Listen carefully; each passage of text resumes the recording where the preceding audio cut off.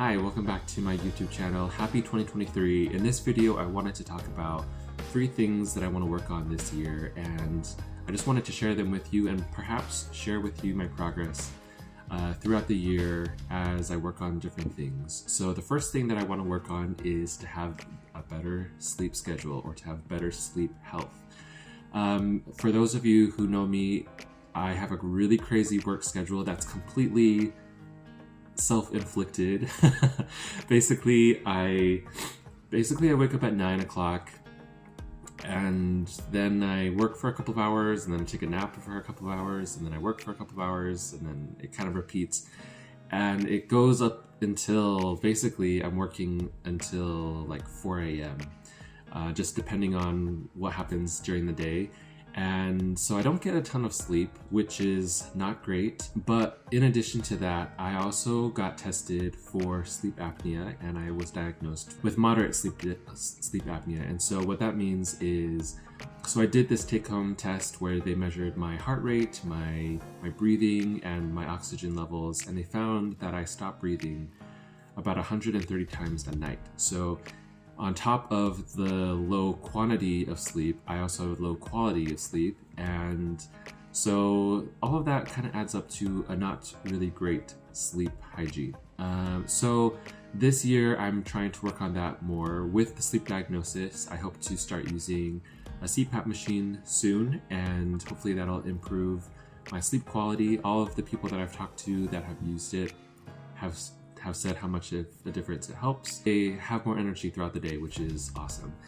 And then the second thing is I'm hoping to have a more regular work schedule.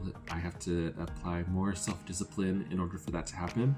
But basically I want to work more hours that are normal, and then get a good, like at least 6 or 7 hour night of rest. Whereas right now it's like 4 to 5 hours, which is, like I said, not great.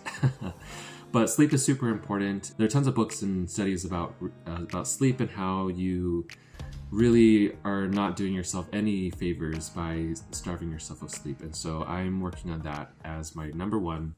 The second thing that I want to work on this year is to reduce my use of pornography. So basically, pornography has been something that I have used as a coping mechanism for a long time, and I depend on it in a lot of ways, but I also don't want to have to depend on it. And so I will be seeing a therapist, and I've seen a therapist for it in the past. But there's really only one phase in my life when I stopped looking at pornography, and that was back when I was in a relationship with that guy. So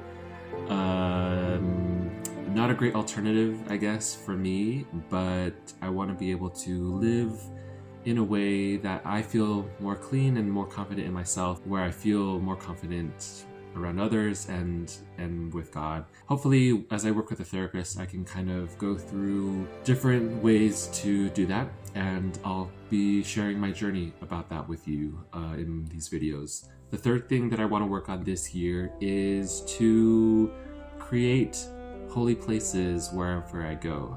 This is something that we actually talked about today in Elders Quorum. There was this idea that we should try to spend as much time in holy places as possible. And one comment that was shared was that, yes, of course, like going to the temple, going to church, and having your home be holy places is super important. But also you can also create holy places with other people, and I totally think that's true. One thing that I have really been thinking about a lot is the idea of feeling God's love through other people. Recently, a good friend of mine, his mom passed away, and although I don't have a ton of interactions with her, I do have some.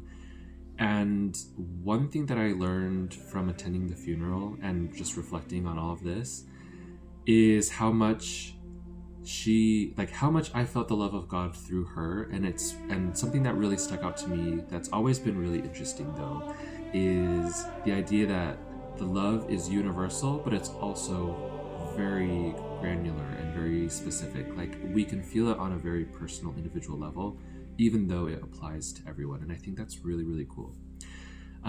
Something that I something that has stuck with me for a long time was when I was in the MTC, and I can't remember which apostle it was. I like to think that it was Elder Holland. But there was an apostle who came and, gave a talk or a fireside or whatever, a devotional. And the talk was great. But at the end of it, we all stood up to, show respect as the apostle was leaving. And I, at the time, was in the choir. And when everyone stood up, I couldn't see past the people who were in front of me. And so I couldn't see what was happening. So we were all just kind of standing there and we're waiting for the apostle to leave. And it took a little bit longer than I had expected. And I didn't know what was happening, but all of a sudden I felt this overwhelming feeling of love and compassion and the Spirit. And it was probably one of the most powerful experiences that I've had with the Spirit. And I was so confused, like, what just happened? It turns out that afterwards, we all, like as a district, we all came back to our classroom, and some of us were in the choir, but others were ushers, and they kind of recounted what had happened. Elder Holland, or whoever this apostle was, as they were walking down like the steps or whatever, and they turned to go to the exit, he said that Elder Holland just like kind of randomly turned and saw a missionary who was happened to be, in a wheelchair, and he walked up to him and asked him, like, what's your name, and like, where are you serving, and just kind of got to know him for a little bit.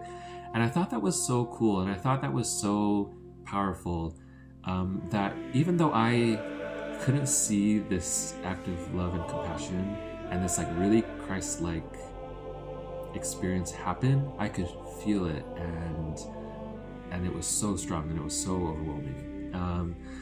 So yeah, that's stuck with me to this day, really, like as something about the Lord's apostles, that they have this presence of love.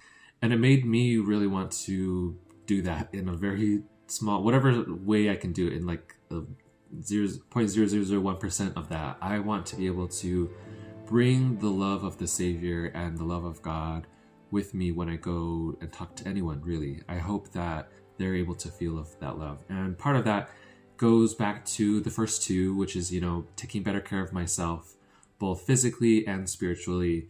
And I hope in addition to that, with more gospel study and more focused study and more willingness to serve and, live the gospel and participate in church and stuff, that I will be given the love that we are taught in Moroni 7, and we'll have it because we are so similar to Christ. So that's kind of what I'm hoping to accomplish in 2023, and I want to invite you to join with me on this new journey.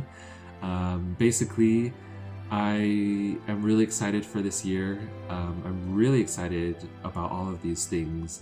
When I have to tell you that when I was diagnosed with sleep apnea, I was really excited because finally I had answers to why I kind of always felt tired, even though I knew that part of it was because I didn't get a lot of sleep. But also, I'm just excited to be able to take better care of myself, and hopefully that will help me to have more energy to do the things that I love. I invite you to go on this journey with me in whatever way you want to. But I'm really excited, and I hope that 2023 has amazing things in store for all of us. Love you so much, and thank you for being here. You are awesome, and I hope you have a great day.